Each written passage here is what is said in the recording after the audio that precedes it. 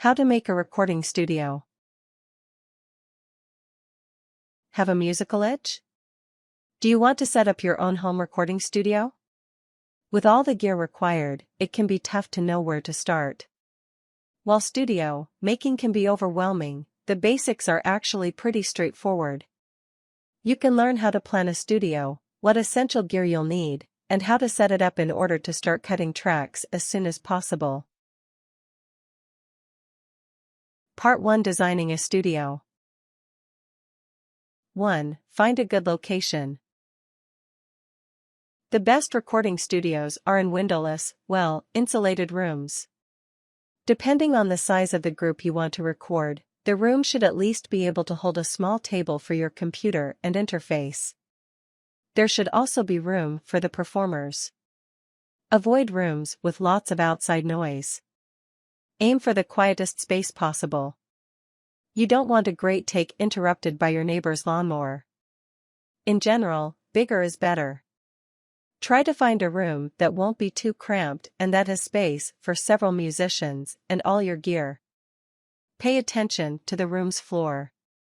Ideal rooms will have hardwood, concrete, or tile flooring, which is better for acoustics.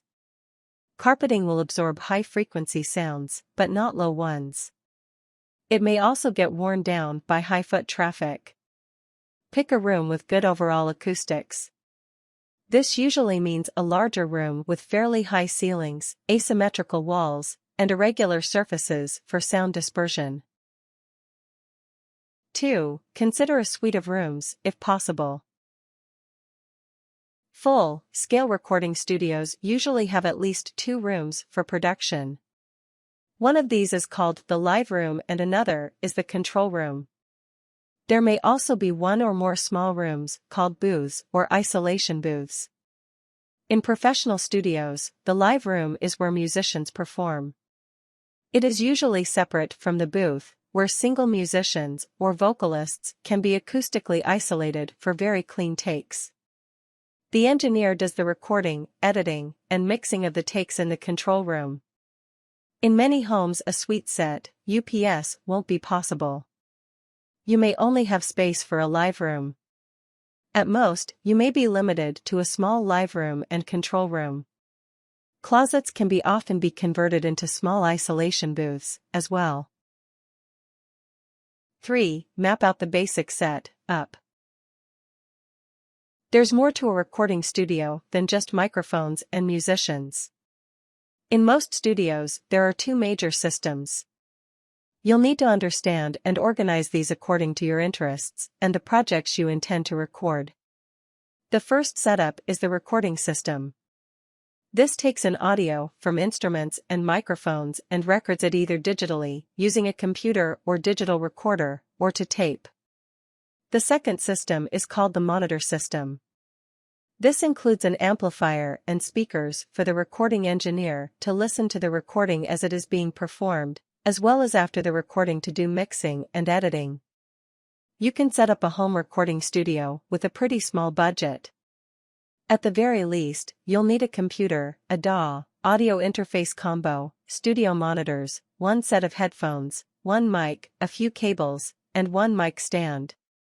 It is possible to put together a basic setup for around $400. You probably don't want to go much lower, though, or the music quality will suffer. 4. Design a signal pathway. In the professional world, audio systems of any kind can be illustrated by drawing a signal path.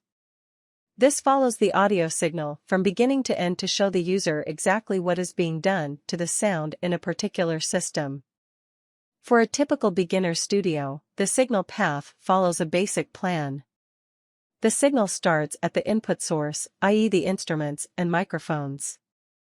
From there it goes to a recording interface, a device that plugs into a computer and converts the analog sound waves into digital data.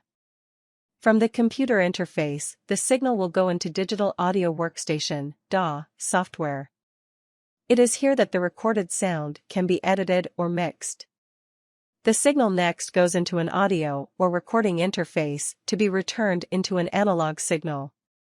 The analog signal lastly comes out through the monitor system. Part 2. Getting gear. 1. Get a computer with plenty of RAM. The more powerful your computer, the easier the producing of music will be. By power, that means lots of storage space and lots of RAM.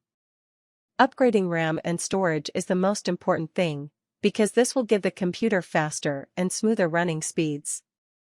For most audio software, you'll want a computer with at least a dual-core processor.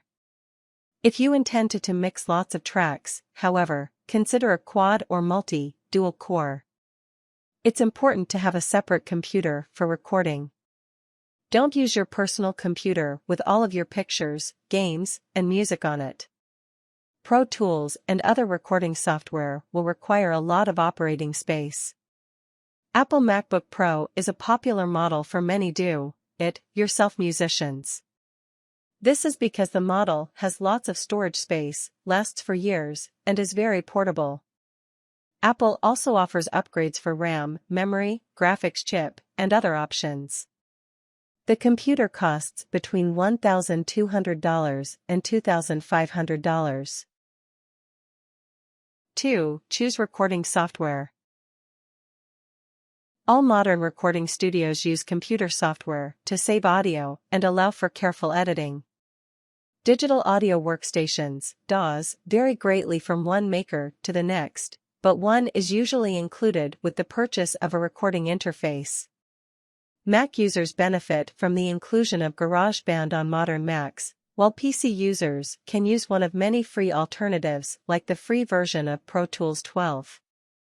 Pro Tools M Powered is another common DAW. It is a basic home recording program with limited features. Pro Tools LE offers limited features, again, but is a step up from M Powered. Pro Tools HD is professional-grade recording software, and has become something of the standard for commercial studios. Other DAWs include Apple Logic, a Mac-only program, Audacity, an open-source program compatible with Windows, OS X, and Linux systems, and Ableton Live. 3. Select an appropriate interface for your studio. Audio interfaces are also called AD/DA converters, which stands for analog to digital, digital to analog. These interfaces convert analog sound into a digital signal to be processed by your computer, and also turn the digital audio back into analog sound on the monitors. They are an essential part of any good recording studio. Some entry-level interfaces include eMuse 1212M, ESI's Julia, and M Audio's Audiophile 192. These models offer quality sound for a modest price. A good quality recording interface typically costs around $150. Monitors, such as the immensely popular KRK Rocket series, start at roughly $300 for a pair. Higher-grade interfaces like the Focusrite and Audiofire series, Fireface 400 and 800, and Lynx models will cost more, up to a couple $1,000s. 4. Get some high-quality microphones. Typically, most recording studios have some combo of dynamic and condenser microphones for performers to use. Dynamic mics are better for louder sounds and are more durable. They are used for guitar amps, drums, and other loud sources. Condensers are more delicate and expensive but also more detailed, bright, and clear than similarly priced dynamics. A good dynamic or condenser microphone costs $80, $200. Be sure that your recording interface has phantom power when using a condenser mic. This is usually a button or switch labeled +48, and powers the electronics inside the microphone. If this feature is not available, most microphone preamplifiers can supply power and will be more affordable than buying a new interface. Dynamic mics do not require power, so they can simply be plugged into an interface and used with no preamplifier. In some cases, they sound better with a preamp, however. Some mics also have USB outputs. While these can be plugged straight into a computer, they tend to be of lower quality. Electric instruments will also plug straight into a DI unit or direct box, which connects to the computer via USB. 5. Be frugal when buying gear. Like music itself, music production is an art and not a science. The price tag on your gear does always not lead to better quality. Low-end equipment in today's amateur home studios would have been unthinkable to top studio engineers just a few decades ago. It's possible to record radio bangers on a home studio setup. Expensive gear is great and can lead to great recordings, but don't let that hold you back from making great music. Take advantage of free software. Native Instruments, Ohmforce, Camel Audio, SSL, and other respected audio companies offer free virtual instruments and effects. Consider using old analog gear. Most studios are digital these days, but the really good ones still have analog gear you can work into your rig. If you want to put your studio on the map, consider adding a plate reverb unit or a reel-to-reel tape machine. You can record on one of these and bounce the audio into your DAW when you're done. These kinds of sound can't be replicated digitally. 6. Have some musical instruments on hand. Most studios assume musicians want to play their own gear to get a more accurate recording. This makes the engineer's job more difficult, because she's got to spend a lot of time setting up unfamiliar instruments. Some studios, however, will have gear in place that the engineer knows and can use to achieve a particular sound. Try having a variety of gear around. Amps, effects pedals, and guitars are good. If you have more money, also consider keyboards and synthesizers, drums, or even a piano. If you are going to be creating music in a purely software instrument environment, it is advantageous to have a USB MIDI keyboard or controller, as these will give you the tactile feel of a music instrument such as a piano, which can greatly aid creativity. Part 3: Setting up the studio. 1. Soundproof the live room. Soundproofing really does two things. It makes the room quieter by blocking out outside noise. It also makes the sound quality better on recording by absorbing excess acoustic ambience. Professional soundproofing can be expensive. Acoustic foam or panels work if you have money to spend, but may run you significant costs for a large studio. One inexpensive way to reduce sound is in the selection of the studio space. Try to select a live room without windows and with heavy, thick walls or thick insulation. If you are on a budget, get some blankets and cover up any windows and doors to reduce background noise. Added mass to the walls, like foam, also helps to increase the room's sound absorption. This should reduce echoes. 2. Prepare a vocal booth. Most studios set aside space specifically for vocals. Vocals can be hard to record. They should be recorded standing up, which makes it easier for the singer to sustain a good sound. The mic should also be at a comfortable height. The vocal booth is an isolation booth, so it should be acoustically isolated. Make sure to soundproof it as best you can. The mic itself should have a pop filter to protect it from saliva and to filter out sharp sounds like TS and SS. If you don't have a pop filter, you can buy one for $10 or $20. If your mic is directional, so that only one side picks up sound, turn it so the side of the mic is facing the vocalist. His mouth should be about 10–15 cm away from the mic when singing. This distance shouldn't be altered too much, as it will cause the recording to sound off. 3. Set up the instrumentalists in the live room.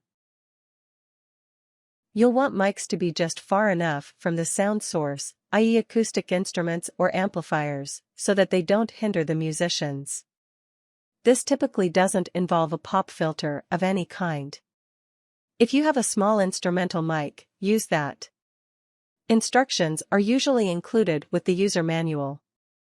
Use component mics or a single mic above the drums. Recording drums will vary according to the type of sound you want and what kind of gear the musicians come with.